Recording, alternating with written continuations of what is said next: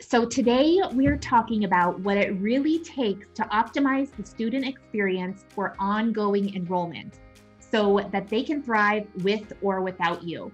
Here's how to know if the current way that you are serving your students inside of your course is standing in the way of scaling your online course business. So the very first way to know that something is off is if you find yourself working around the clock. So you are the only one inside of the Facebook group for your students that are answering all of their questions, and you find yourself in this situation where the more students you have, while you're thankful for having more students, the more work you have for yourself as you are their primary source of support. Yeah, absolutely. So it probably has you wondering or like worrying about the idea of adding more students, doubling, maybe even tripling the number of students that you have right now, and how on earth you could onboard and serve them. Yeah, and I think, like, I don't know about you, Carrie, but one of the things that I know about myself is if I really deep down am afraid to do something or don't want, like, on the surface, I can say, oh, yeah, sure, I want more students. Like, yeah, let's double, let's triple, let's 10x the number of students I have each month. If deep down I am scared that, oh my gosh, I do not have capacity to serve all these students, if I am scared that, oh my gosh, they're going to come in and it's just going to be chaos because I've never managed this many students before, I am going to kind of sabotage my success. I'm going to not purposely, I'm going to subconsciously, do things, whether that's not promoting my program as much, or whether it's maybe doing other things that cause other problems in the business, because then I can focus on that as opposed to the matter at hand. Yeah, you're so right, Caitlin. And you're right. It's subconsciously sabotaging. You're obviously not doing that on purpose. You want to grow, you want to scale, but you start creating all these little problems that make that really difficult. And that takes all of your attention. And so you're feeling like I'm too busy, like I can't focus on the growth because look how busy I am doing these other things. And what's going to happen when I have more students? So it totally would make sense that that's how this is showing up.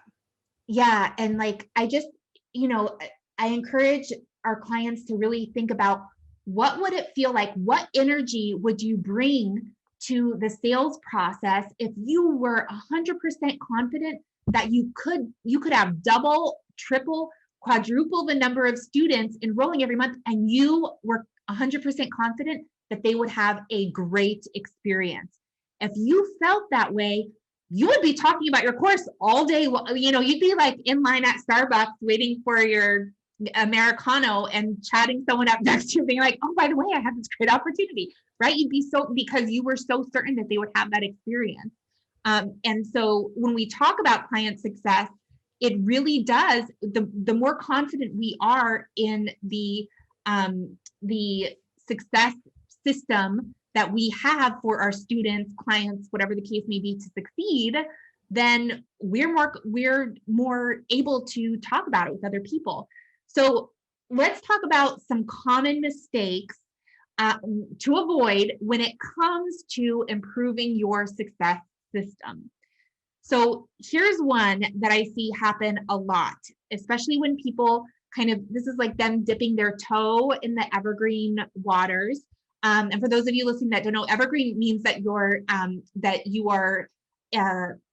selling your course all the time. So you have systems, not you personally, but you have systems in place that are enrolling students 24/7, right? It's not a launch model where it's like, you only intake new students at certain points in the year. So what happens a lot of times when people move to this evergreen model is they feel afraid of what we just talked about, of having new students come in every single day, and they don't know how to effectively manage that to ensure that that students are able to go through their program and get the results that they want. And so a lot of times they might experiment with the cohort model, right? So they might say, okay, we're going to have an intake every month. So either they're doing a live webinar every month, or they're doing some other kind of sales mechanism to effect to onboard people, but everyone starts and stops at the same time. And I don't know about you, but the whole brilliant thing, the reason why Evergreen works so well is that you can set up automation systems in place so that people join when they're ready. They don't have to wait. Yeah, you're right. But I also can understand why people feel like it's simpler to do a cohort model, because I did it too. When I had my course business, I felt like, okay, that's why I did launches, because I want everyone to start at the same time, because then I'm providing support at the same time and moving everybody through. But for anyone who has a cohort model, you know, by about week 2, everybody's at a different place already. So as much as you think it's going to be so great to support them, some people are going to want to move faster. Some people, for whatever reason, are slower, at a slower pace. And so they're not able to keep up.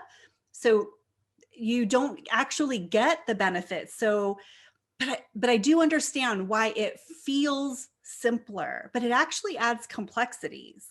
Yeah, that's actually a really good point. So it does, like, I love the way you explained it, how like we think that we're doing a service to our students, but the reality is, even if we're all starting at the same time, like just like you said, week 3, week 2, like everyone's in different places.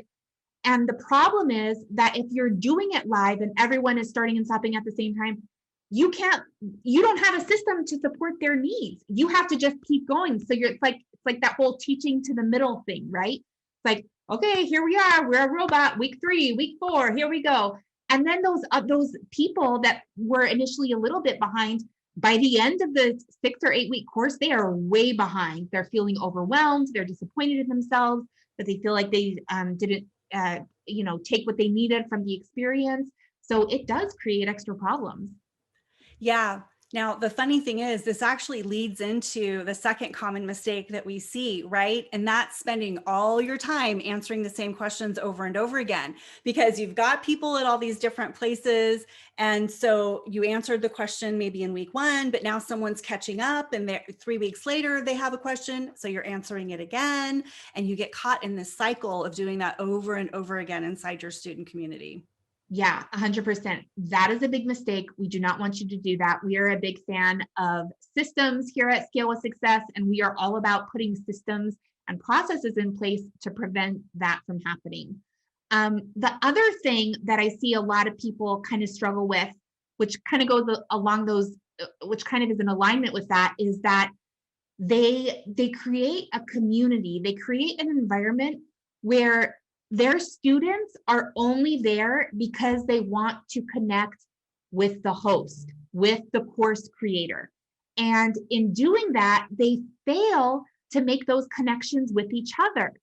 And if you create a community for your online course, where if you create that expectation that you are going to personally be giving one-on-one feedback, answering every single person's questions one by one inside of the community, you will not be able to scale. You will not be able to grow. You will not be able to take on more students.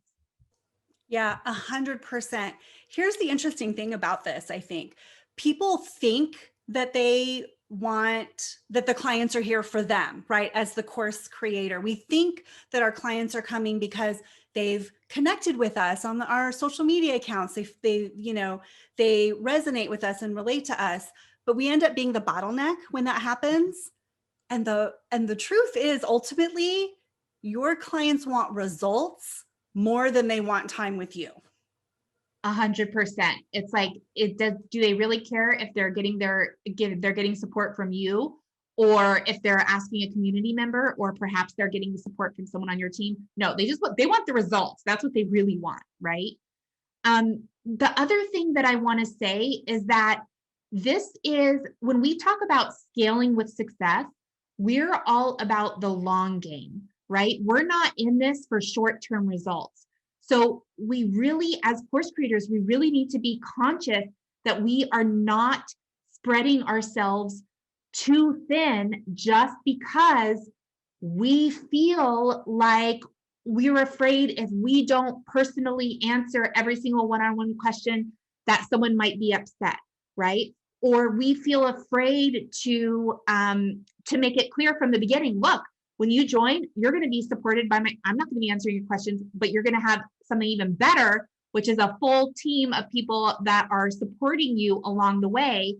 If you're afraid to do that, totally normal. First of all, like, yeah, pretty much every new thing that we ever do in business, like, ignites some kind of a fear, right? Like, I'm For sure. at least one time of the day, I am in fear. I am just like scared and I don't know what I'm doing. But when you spread yourself too thin because you're kind of like in that people pleasing mode and you want to keep everyone happy. And so you're just like, oh, I'm going to keep answering the questions. I'm going to keep doing this because I don't want to rock the boat. That's not sustainable. It's not sustainable for you. And it's also not sustainable for your students because they're not going to be able to get the results that they want as you grow. Right, because they're just going to be waiting, right, for that next opportunity. Like, are you going to check in or are you not? But having other ways that they can get support allows them to continue. We talk about keeping our students, our clients in momentum, right? We want people to stay in momentum. And you talk about this not being sustainable for the course owner too. It's the proverbial marathon versus the sprint. Right? You've got to look at the long game. You've got to look at what systems and processes are you putting in place that will sustain you, not just now, but as you scale. If everything is you're running yourself to burnout before you get there, that's not going to be successful. You're not going to be happy and results all around are going to suffer. Yeah, 100%. So let's talk a little bit about some things that you can do, some things that you need to have in place. You want to make sure that you have these things in place in order to really improve your student success system so that you can begin to enroll twice as many, 3 times as many students as you have now. So the very first thing that you need to have in place is a great, solid onboarding system. If you have if you're running an evergreen course, you will have rolling enrollment. You'll have people join on Sunday, you'll have people join on Monday, Monday morning, Monday night, every time of the day, right? You need to have a system in place for onboarding, and it needs to go beyond just getting their, email where it's like, here's your login and your link. That's not onboarding. That's good. Yes, they need that, but we really want a robust onboarding system that's really going to get them acclimated to the community. Yeah, and think about it. This is the first major impression that they are getting about your course. So you got them all excited. They know that they want in and they want results. And you want to capitalize on that excitement by giving them a really amazing onboarding experience. So it reaffirms for them they made a good buying decision. And that, eliminates the doubt of like, wait, what did I just invest money in? Like, this is all I get. Where's the support? What do I do? Where do I go? Just really helping them get in, plugged in, and start making progress is going to go a long way. Yes. And the other thing that you want to think about is you want to make sure that your course is really structured in a way that prioritizes group learning. So what you don't want to do is start hosting, like a weekly Q&A call or a monthly Q&A call or live, whatever it is for your students, where you just have the questions queued up and you're just answering them one by one, right? So you're helping one person, then the other, then the other.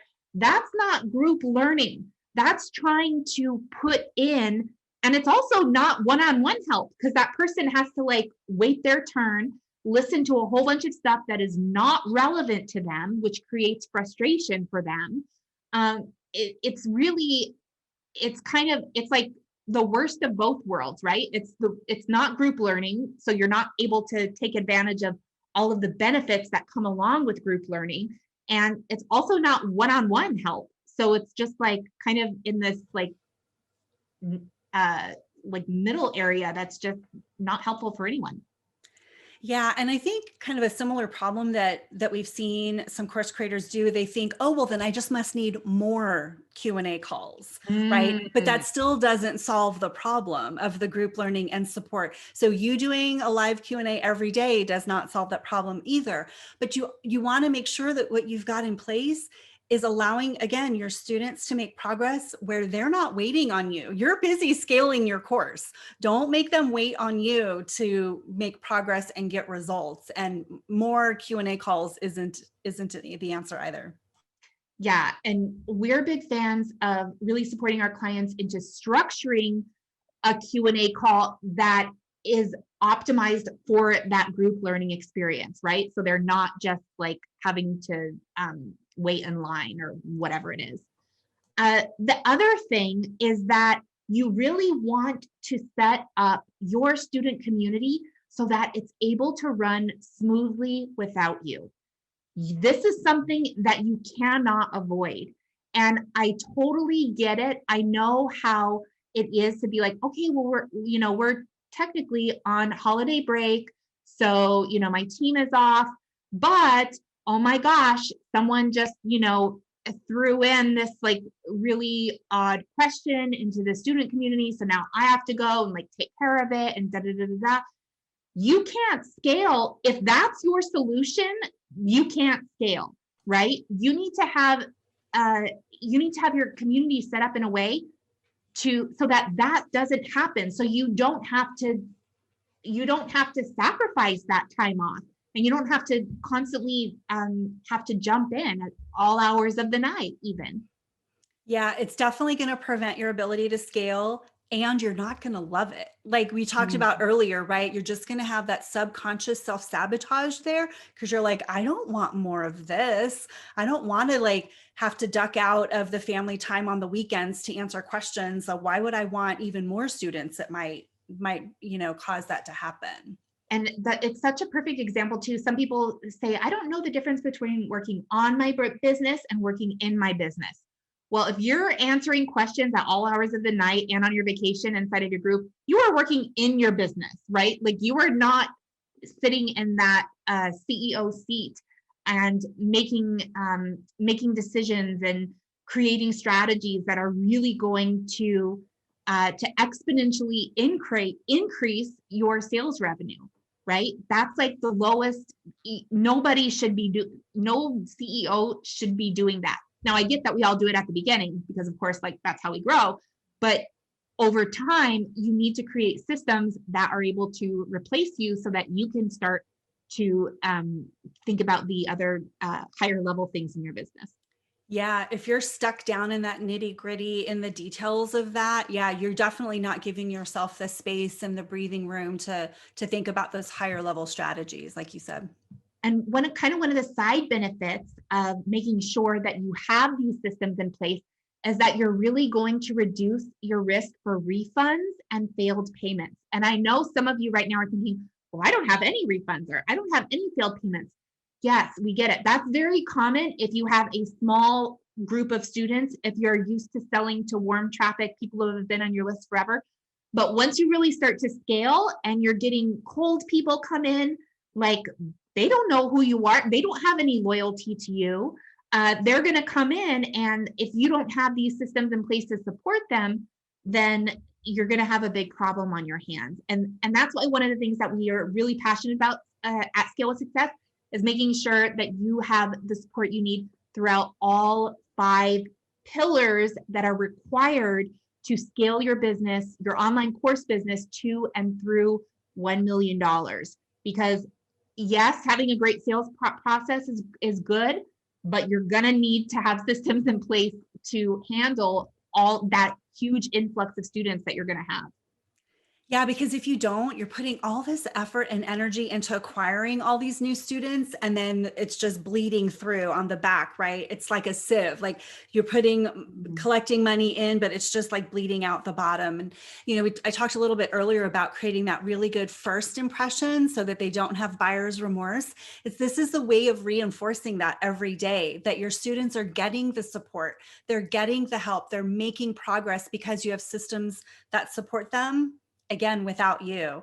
In fact, I'd even argue that your students get better results without you. Yes, 100%. If their results are tied to you, then you are the bottleneck, and that needs to stop, basically.